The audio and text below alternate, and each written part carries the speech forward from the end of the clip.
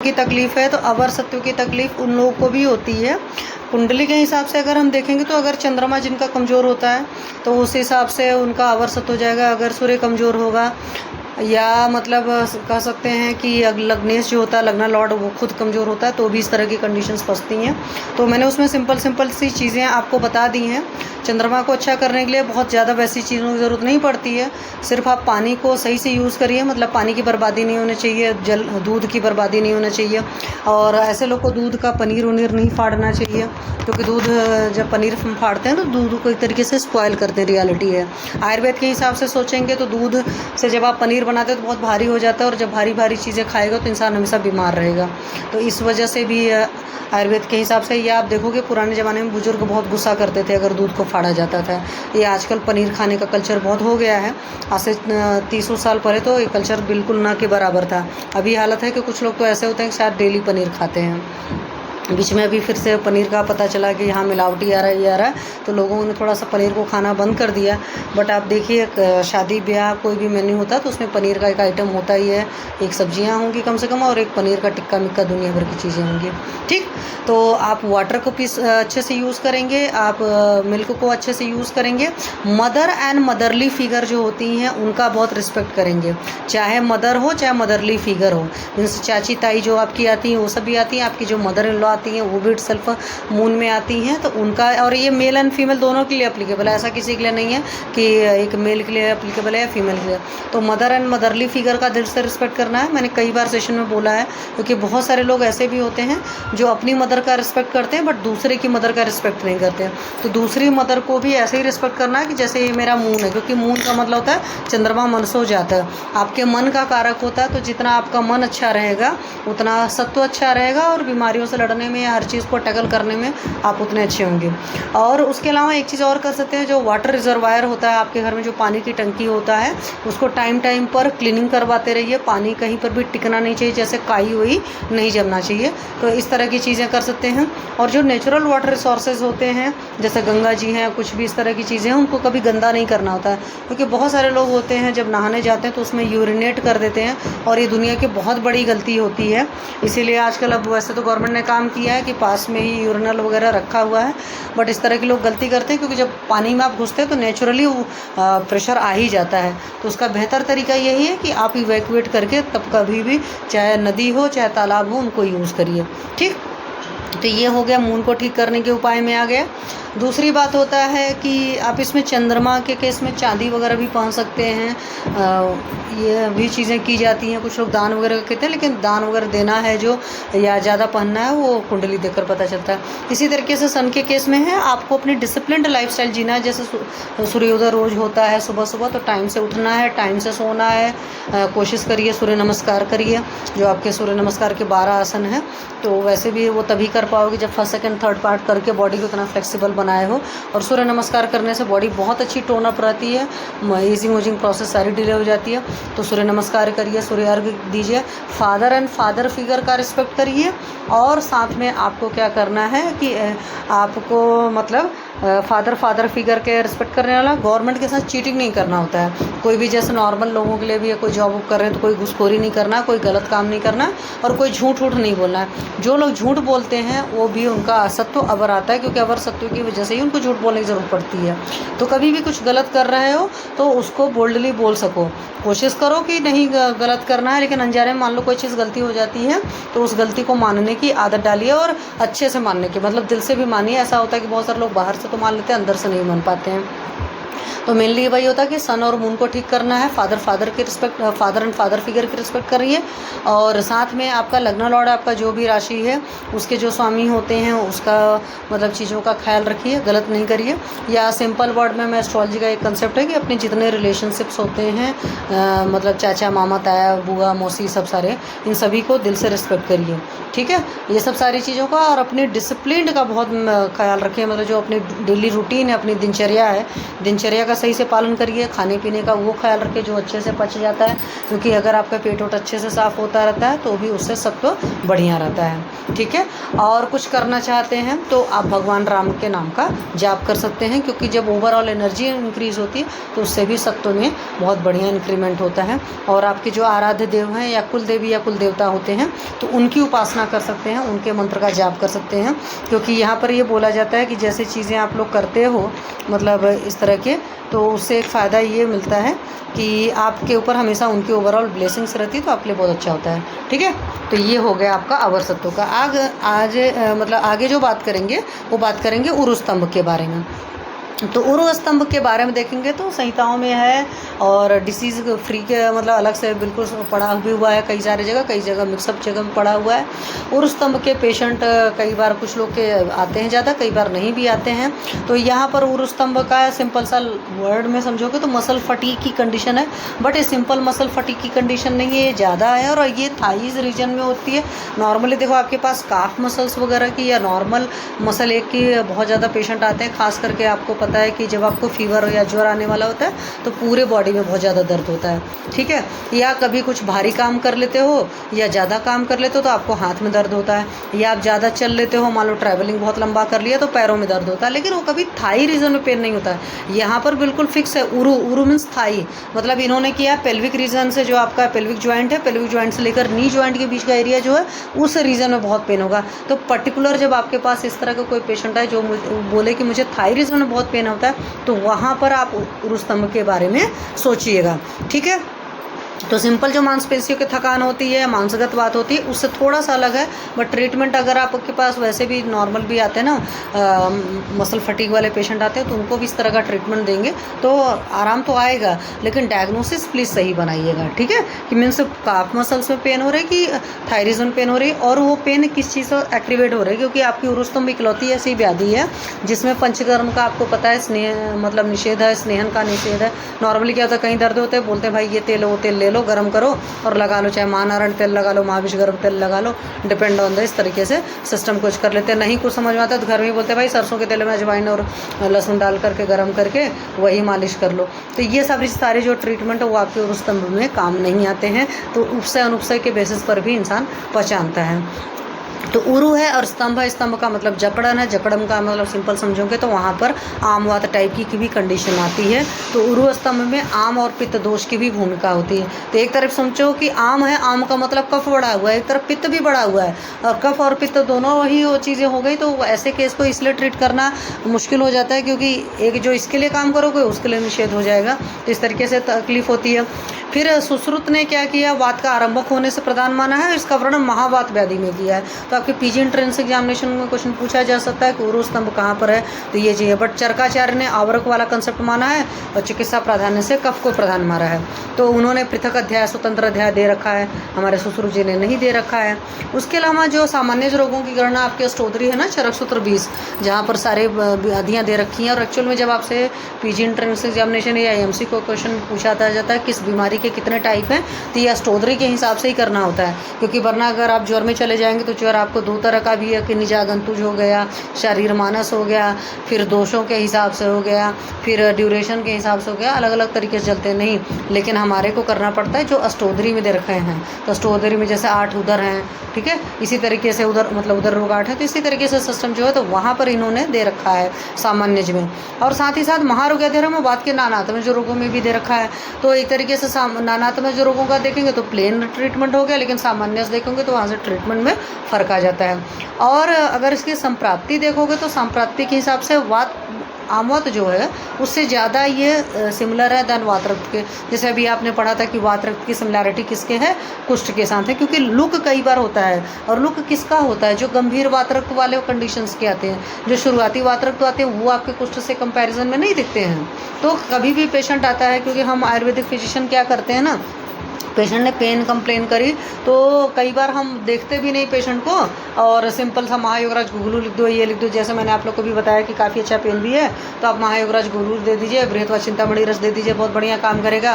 Patient की कम affordability है तो आपने बढ़िया से हिंगवास्टक और दशमूलारिस्ट दे दिया, उससे भी रिजल्ट आ जाते हैं। और इसी तरीके से अलग अलग लोगों के अपनी अलग अलग चीज़ों पर विश्वास होता है। लेकिन कभी भी कोई भी पेशेंट कंप्लेन करता है पेन का तो एक बार उसका दृष्टि परीक्षण, शब्द स्पर्श रूप रसगंध वाला तो परीक्षण जो भी आप कर सकते हो वो करो। और साथ के अलावा जो आपकी नाड़ी मूत्र मलम जीवा शब्द स्पर्श दीर्घ आकृति, तो स्पर्श जरूर देखिए। दीर्घ आकृति मतलब आंखों से प्यार से उसको देखो, उसकी आंखें तो देखना ही देखना है, बट उस एरिया को, उस रीजन को जरूर देखिए।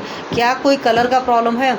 अगर लाइट के साथ में दिक्कत है कि मान लो पेशेंट रात को आया है ना, तो उस पेशेंट को दिन में बुलाओ। कभी कभी डे लाइट में चीज़ों का कलर अलग सा नज़र आता है। जैसे ये क्रीमी वाले की बात मैं करूँगी, पेशेंट का फेस अगर बहुत ध्यान से देखो तो, क्योंकि अभी मेरी टीनेज की बच्ची को भी मैंने देखा तो मैंने उसको बोला कि मैंने कहा बेटा तेरे पेट में कीड़े हैं, तो उसने पूछा कैसे है, वो अलग बात है भाई, ये अपना फील्ड है तो पता चलता है। तो आप पेशेंट का फेस जब बहुत ध्यान से देखते हो, इसीलिए डॉक्टर के पास जब कोई मरीज आता है तो बोला जाता है कि विदाउट मेकअप आना है, यानी पेंट पॉलिश करके आ रहे हो, अपना ये सब दुनिया भर फाउंडेशन वाउंडेशन लगा कर लोग चले आते हैं तो पूरा टेक्सचर एक जैसा शो हो रहा है, तो आप थोड़ी डिफ्रेंशिएट कर पाओगे कि पेशेंट का कहाँ पर वैवर्ण है, कहाँ पर कांति या प्रभाव फ़र्क है, ठीक है। और कांति और प्रभाव फर्क है तो वहाँ पर भी ज्वर की हिस्ट्री आप या ज्वर की चिकित्सा दे दोगे तो आराम आएगा मरीज को। तो ज्वर का सिंपल ये नहीं त्रिभुवन कृति करते देना, पहले लंघन उंगन कराएंगे, लंघन हालांकि ऑलमोस्ट सभी में कराते हैं, और फिर कोई आम पाचक काढ़े वगैरह दे देंगे तो उससे अच्छे रिजल्ट आने लगेंगे। फिर निदान की अगर हम बात करें तो आहार संबंधी में उष्ण शीत, अब देखो कुल उल्टा पुल्टा दोनों तरह का भोजन है।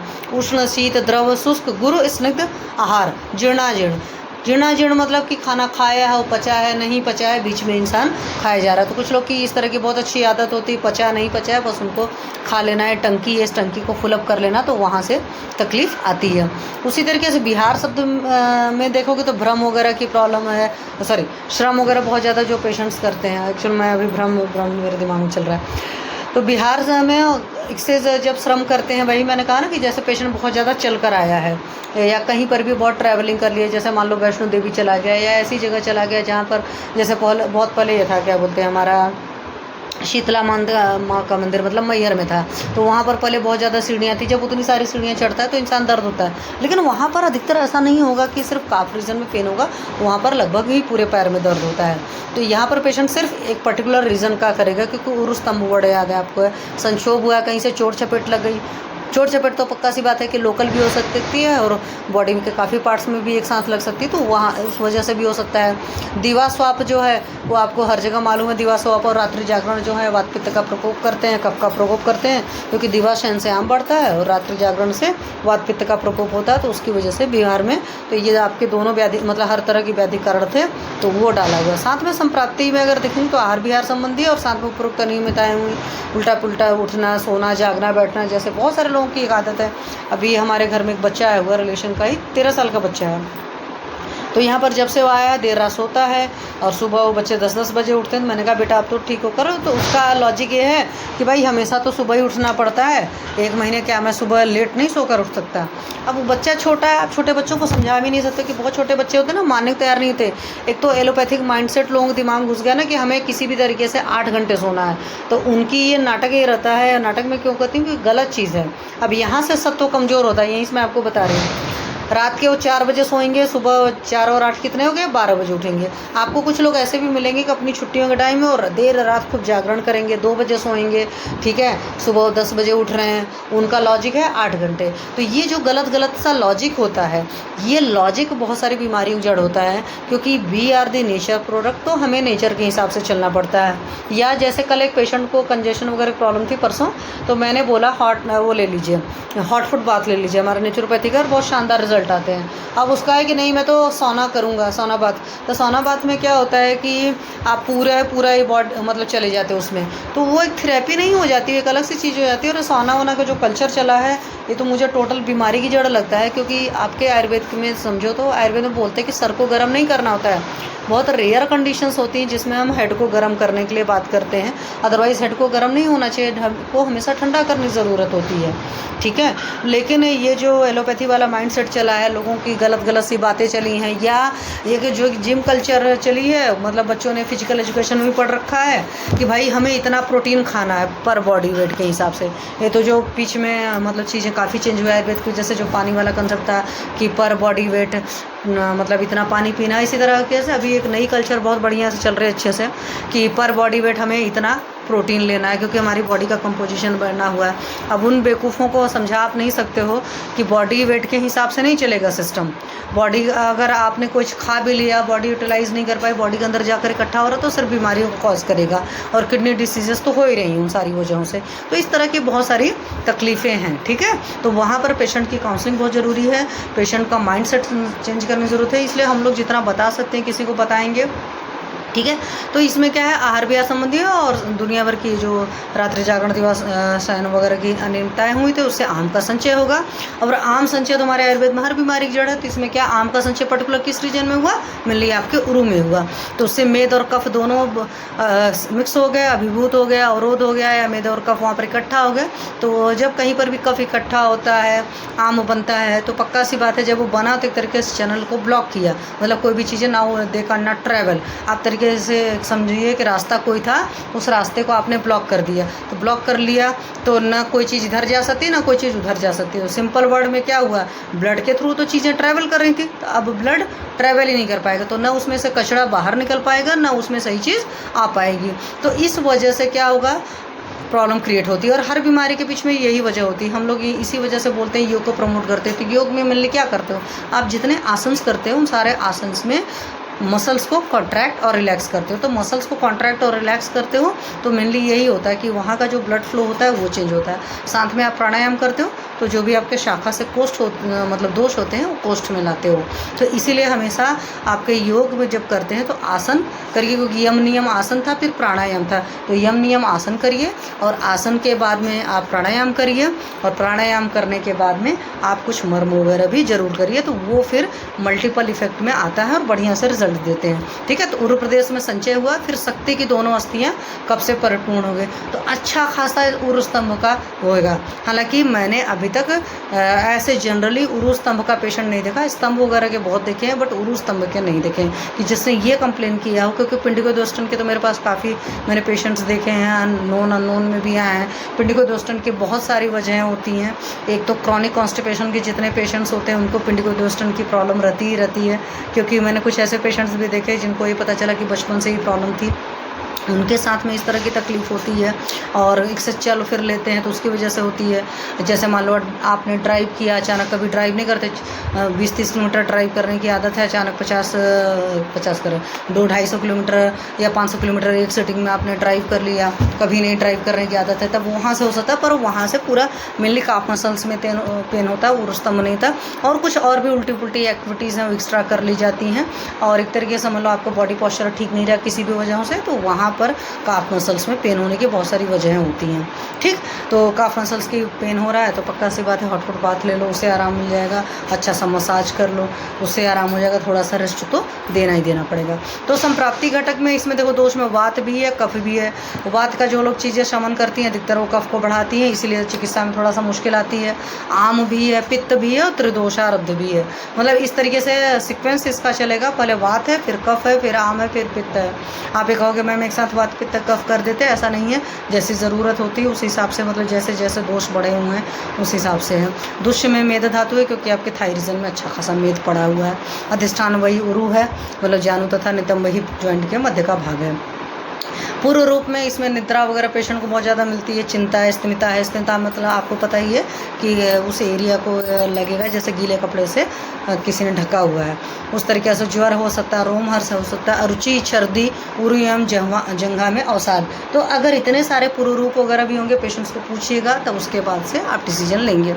तो उरु में स्तब्धता होगी, फटीग है, शैत्य मतलब ठंडा लगेगा, अचेतनता होगी, उतना मतलब सेंसेशंस वगैरह नहीं रहेंगे, उसमें गौरव बहुत ज़्यादा होगी, पीड़ा भय बहुत ज़्यादा होगी, चिंता है, अंगमर्द है, स्तमत्य है, और तंद्रा, छर्दी, रुचि, ज्वर, पाद सदन, पैर में भी दर्द रहेगा, अंग संचालन कठिनाई तथा सुक्ति, ये लक्षण होंगे। तो इस तरीके से आप देखोगे तो उसमें सिंपल सा पेशेंट पेन की कंप्लेन नहीं करेगा, आपको पेन के अलावा ये भी बताएगा कि भाई कोई सेंसेशन नहीं फील हो रही है, कम सेंसेशन फील हो रही है, या हाथ पर डुला भी नहीं पा रहा, मीन्स मूवमेंट भी रिस्ट्रिक्टेड हो चुकी है। ठीक है, तो इतने सारे सिम्टम मिलेंगे। सिर्फ कह दे कि पेन हो रहा है उतने भर से नहीं डिफ्रेंशिएशन करना है और देखना है सारी चीज़ों को, इसलिए कंप्लीट केस टेकिंग की जाती है। तो मेनली मसल फटीग वगैरह, या जो कहते नहीं थे आप लोग 10th में पढ़ते थे कि जब आप ज़्यादा चल फिर लेते हो तो मसल्स में लैक्टिक एसिड जमा हो जाता है, तो इन्होंने उसको सार्कोलैक्टिक कर दिया हुआ है। तो लैक्टिक एसिड फिर अच्छा खासा रेस्ट करते हो, मसाज वसाज करते हो, हार्ट फोमेंटेशन वगैरह करते हो तो उससे आराम आ जाता है। लेकिन वो तो है ही, यहाँ पर ट्रीटमेंट में थोड़ा सा आप देखेंगे कि अलग सी चीज़ें हैं, क्योंकि नॉर्मल आप जब थक जाते हो तो क्या होता है कि गर्म पानी से सिकाई कर लिया, उसकी मालिश कर लिया, रेस्ट कर लिया, आराम आ गया। यहाँ पर थोड़ा सा फ़र्क पड़ता है कि उपसे अनुसे में आपको पता है स्नेहन से यहाँ पर चीज़ें बढ़ जाएंगी, क्योंकि उरु स्तंभ है तो स्तंभ गुर बढ़ करके उरु में प्रॉब्लम और आ जाएगी तो अनुपसय हो जाता है। ठीक है, लेकिन अगर वात व्याधि या संधिवात होता है तो फ़र्क अच्छा आता है। लेकिन यही इसी तरीके से आपको पता है कि आम वात होता है, आम वात में भी हम लोग किसी तेल को लगाने की बात नहीं करते हैं। जब भी मालिश की बात आती है आपके पास बहुत रिस्ट्रिक्टेड ऑयल होते हैं, दैट इज़ महाविषगर्भ तेल वगैरह ही सिर्फ यूज़ करते हैं। अदरवाइज़ बोलते हैं पेशेंट को कि बालू का स्वेद कर ले। ठीक है, तो इस बात का ख्याल रखते हैं। साथ में भेद में करेंगे कुरुस्तंभ के लिए, ये आपके पीजी एंट्रेंस एग्जामिनेशन के हिसाब से क्वेश्चन आ सकता है। एक एव उरुस्तंभ, तो उरुस्तंभ सिर्फ एक प्रकार का है, ये चरक सूत्र 9 का मतलब आपका श्लोक है। तो ये चीज़ हो सकता है, एक एव करके आ गया, 3-4 ऑप्शंस आ गए आपके पास, एक वात व्याधि आ गया, आपके पास उरुस्तंभ आ गया, एक 2 ऑप्शन को और भी आ सके। तो पीजी एंट्रेंस एग्जामिनेशन में इस तरीके से क्वेश्चन पूछा जा सकता है। साध्यता असाध्यता में नूतन उपद्रव रही तो कोई भी चीज़ होती तो पक्का सी बात होती है, साध्य होती इसी तरह ये भी हमारा नया रहेगा और उपद्रव रहित होगा। उपद्रव में क्या क्या होंगे, दाह है, अरति, अरत का मतलब होता है बेचैनी, बेचैनी का मतलब रेस्टलेसनेस वाली वो कंडीशन कि पेशेंट बैठा है तो उसमें भी नहीं कंफर्टेबल फील कर रहा है, सोया है तो भी नहीं कंफर्टेबल फील कर रहा है, मतलब किसी भी फिजिकल कंडीशन जो पॉस्चर है आपका, किसी भी कंडीशन में पेशेंट को अगर रिलीफ नहीं मिल रहा है, बेचैन बहुत ज़्यादा पड़ा है, तो अरति जो है साइन हमारे यहाँ बोला जाता है। जैसे मैंने आप लोग को बहुत पहले बताया ना कि अगर मुँह भ्रम अरति हो रही, तीनों एक साथ हो रही है तो समझ लो पेशेंट जाने वाला होता है। तो यहाँ पर अरति वर्ड उसमें से एक चीज़ आया हुआ है, दाह है, जलन हो रही है, उद्दोध है, बहुत ज़्यादा प्रिकिंग पेन हो रहा है, कंपन वहाँ पर वाइब्रेशंस वगैरह तक टाइप की फील हो रही, तो उस केस में ये असाध्य हो जाता है। हालांकि हमेशा चाहे असाध्य बीमारी भी होती है, आप एक्सप्लेन करके ट्रीटमेंट करते हैं। तो उरुस्तंभ में स्नेहन का निषेध है, आपको अच्छी तरीके से पता है, क्योंकि कफ और आम बढ़ा हुआ है, उसमें आपने मालिश करा तो बढ़ जाएगा, और मेद चूँकि उसका है दुष्य है तो उन सबको बढ़ने का होता है। फिर इसी तरीके से यहाँ पर संशोधन कर्म भी निषेध होता है, चाहे बमन हो चाहे विरेचन है, सारी चीज़ों का, क्योंकि है क्या कि दोष को बोलते हैं कि नहीं बिल्कुल ऊर्ध्वभाग में नहीं या 2 भाग में है, तो ऊर्ध्वभाग में के लिए आपने वमन करते हैं, अधोभाग के लिए आप विरेचन या बस्ती करते हैं, बट दोष क्या है, बीच में टकल हुआ है, मतलब अटका हुआ है, तो इसलिए यहाँ पर संशोधन का कोई औचित्य नहीं है, तो यहाँ पर संशोधन नहीं कराते हैं। इस तरह के भी क्वेश्चंस आपके पीजी एंट्रेंस एग्जामिनेशन में भी पूछे जा सकते हैं, क्योंकि यहाँ पर श्लोक से वो पूछेगा। तो चरक चिकित्सा 27/23 में आया हुआ है, शक्या न च तो आम दोषा में स्तब्धा जंगो स्थिता, तो इस तरह के रेफरेंस भी कई बार पूछे जाते हैं। ठीक है, संसमन चिकित्सा में इसमें नित्य संसमन देना पड़ेगा। आम जो है उसका युक्त मतलब आप पाचन कराएंगे, छपन कराएंगे, शोषण कराएंगे, जो भी दोष होंगे उस हिसाब से औषधि अन्न बाहर सब सारी चीज़ करेंगे। मतलब आप ऐसी चिकित्सा देंगे जिससे कफ का ना प्रकोप हो ना वात का प्रकोप हो, दोनों का ही शमन कर सके, इसलिए संसमन चिकित्सा का यहाँ पर बहुत ज़्यादा वैल्यू है। और यहाँ पर देखने की ज़रूरत है कि अब तर्पण की वजह से हुआ है, जैसे मैंने बहुत ज़्यादा चला फिरा है पेशेंट की क्या है, तो जैसा रहेगा उस हिसाब से, तो अब तर्पण जन्य अगर होगा तो युक्त तर्पण कराएंगे। ठीक है, रुक्षोपचार करने से अगर वात प्रकोप हो जाए तो स्नेह द्वारा, मतलब आप डिपेंड ऑन कह सकते हैं ना सिम्टोमेटिक ट्रीटमेंट, या जैसी कंडीशन होगी आप उस हिसाब से पेशेंट के डिसीजन लेंगे। अगर रुक्षोपचार करने की ज़रूरत है तो आपके पास यो मतलब जौ है, शामक है, ये सब सारे आपके जो क्षुद्र धान्य में आते हैं, कोदरव है, शाक है, अलवण, लवण नहीं लेना है। वैसे भी आप देखो पुराने वैद्य वगैरह जो रहते थे ना, सॉल्ट वगैरह मना करते थे, और अल्प तेल का आहार का यूज़ करना है। अब जैसे जो लोग खूब खा रहे होते हैं तो कोशिश कोशिश करके मना करना होता है कि भैया बहुत तेल मसाला नहीं खाना है। एक नॉर्मल भी लोग बोलते हैं। शाक प्रयोग में चौपतिया है, नींब है, अर्कवेत्र है, आरक बदपत्र है, काकमाची है। काकमाची मतलब दैट इज़ मकोई सोरस जो होता है, या काकमाची की मैं बात करूँ तो बहुत बढ़िया लीवर टॉनिक का काम करता है। तो बहुत सारे लोग काकमाची अर्क वगैरह या मकोई अर्क वगैरह भी पेशेंट को अपने देते हैं। वास्तु का मतलब है बथुआ। पटोल है, पटोल आदि तिक्त शाक वगैरह निर्देश हैं। वैसे भी पटोल आपके मेजॉरिटी डिसीज़ में मतलब पथ्य में आता है। ठीक है, क्षार का प्रयोग करना है, अरिष्ट का प्रयोग करना है, हरित की पिप्पली और मधुदक, मधु का पानी जो है मधुदक का प्रयोग है। अन्य वेग में आप योग देना चाहते हो तो पिप्पल्यादि योग है, चव्यादि है।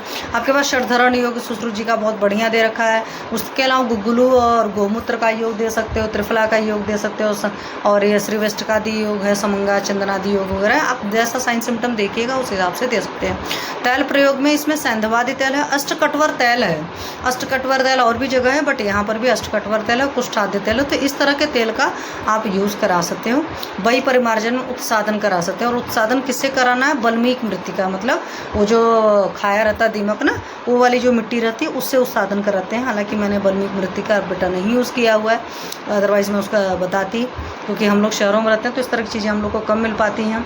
प्रलेप में आपके पास देखो एक दंत्यादि वगैरह तो उसका नहीं हो सकता, लेकिन सरसप गोमूत्र का लेप तो आप बहुत अच्छे से करा सकते हो। वही सरसप है और उसमें गोमूत्र में डाल करके पीस करके उसका लेप करा लिया।